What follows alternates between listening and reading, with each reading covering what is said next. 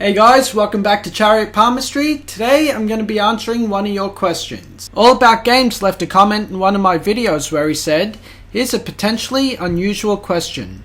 We know that the hands reveal much about us, but is there a similar tradition or discipline that analyzes the feet? I know there are those that study molds on the feet, but lines and such." And the short answer to that question is yes. Yes, there are. In ancient India, the study of palmistry basically went hand in hand, pardon the pun, with the study of the lines on the feet.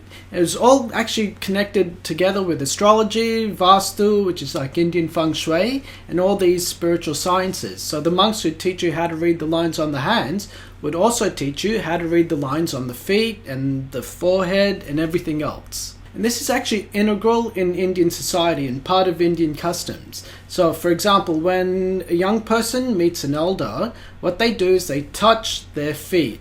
And in doing so, what they're actually supposed to be doing is looking at the lines on the back of their feet. This is like an ancient tradition that not many people know about today, but the reason they did this thing was because the elders would then put their hands up in a sign of blessing. And in order to get a blessing from someone, you need to make sure that they've got like the karmic or spiritual merit in order to give that blessing. And so when someone would hold their hand up to bless you, the idea was that you would see the lines on their hands and the different symbols.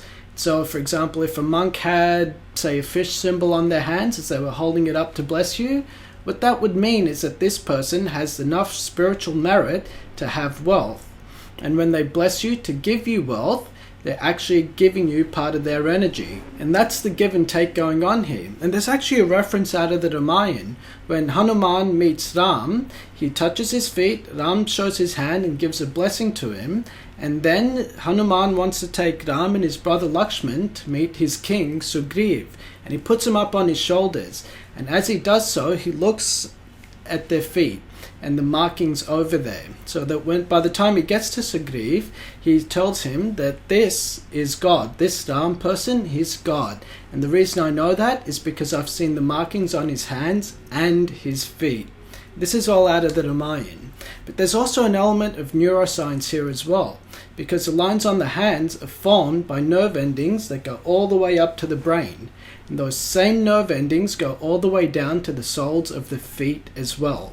So short answer is yes, there are people in India who can read the lines on your feet, but there aren't that many of them. And I'd say I'll put it this way, for every 100 astrologers out there, there'd be maybe 1% of those people in numbers who study palms.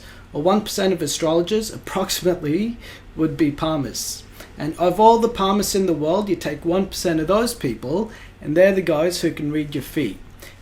It's just an awkward thing to do. When you go see someone, it's easier just to put your hands out in front of them. It's harder just to take your shoes and socks off and stick that in someone's face. That's why there aren't many people who do it, but it can be done. Now, if you guys want to learn about how to read the lines on the feet, put a comment in the section below, and I'll try and put some videos together on this. It's fascinating, but as I said, palmistry is just a whole lot easier for practical purposes. Now, that's the answer to the question. It is yes, the lines on the feet can be read and interpreted. If you guys do have more questions on palmistry, put them in the comment section below and I'll try and answer them for you. Thanks a lot, guys.